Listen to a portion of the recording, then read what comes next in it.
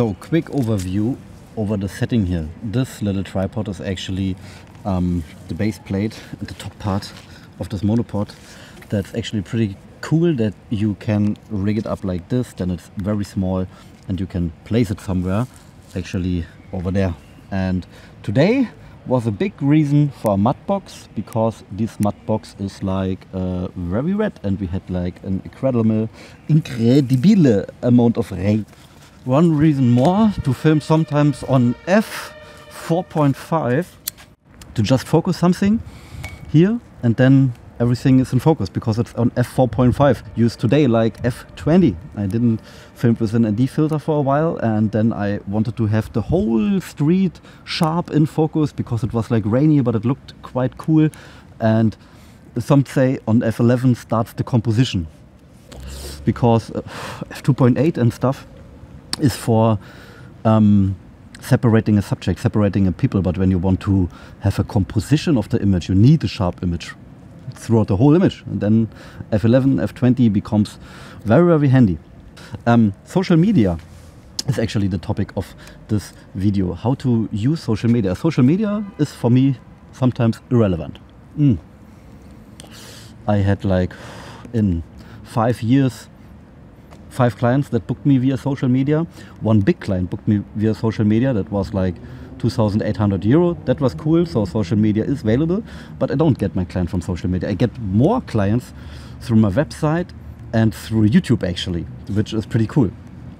Even when you're a creator, and I tell you why you should have a YouTube channel as a creator, as a filmmaker at least, because you show people your face and that's valuable for them. Guess how many people told me that they booked me because they saw my face in my own commercial video? At least 20. Throughout my time where I showed myself a lot, always on my website, because when you have high-paying, high-pricing clients, and I say high price like 5,000 euro and beyond, these people want to see who they engage with. Then it's sometimes not so ultra important if they have the best gear or if they can provide you with 20 videos or something. They want to trust the person. Be yourself and show yourself. Don't try to be like this, I'm the ultra business guy with the tie and the suit and whatever. If you're not this guy, don't show yourself like this. Free yourself and show yourself how you are. I mean, behave and stuff, you know, don't be like the complete foolish guy, but it is good to show yourself. Ihr könnt ruhig durchgehen, wenn ihr hier unten lang gehen wollt, alle Dude. That's the reason why you should show yourself. I mean, that builds a lot of trust, as I said, and it's valuable for the clients. You can only be discovered when you're seen. When the people see you, they can discover you. And when you don't put yourself out there, nobody can find you, you know. The more you put yourself out there, the more people are gonna find you, especially in SEO terms, when you put yourself like a videographer and then your city. And you make a YouTube video. A lot of people will see this because YouTube videos are very high in the Google ranking. Can you imagine to have a society that puts so much emphasis on such a light pole that they put little engravings in it? I mean, that was a guy doing all this. I don't know how old is it, maybe shortly or pre or during Second World War times or whatever. But this is a pretty cool society standard where you have lamps like this. I like this very, very much.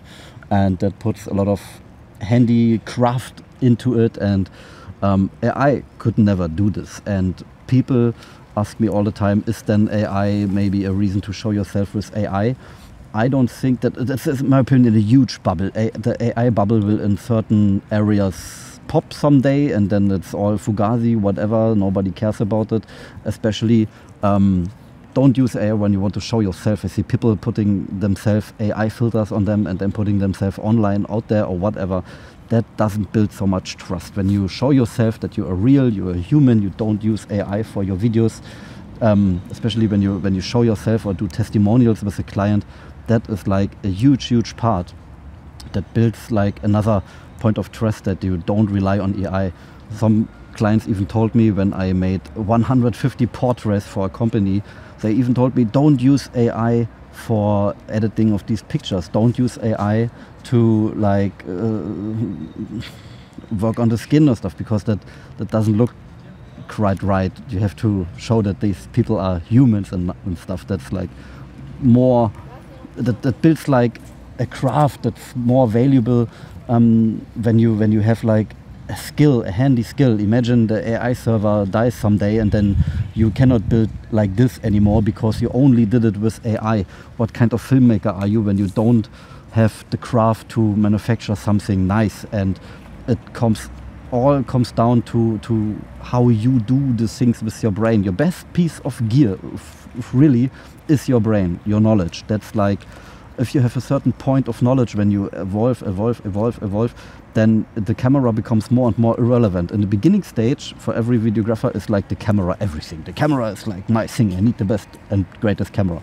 But then someday it's like, okay, has it a shutter speed? Has it an aperture? What kind of lens do I have? I can make something good. And that's the thing. You need like a good brain, a good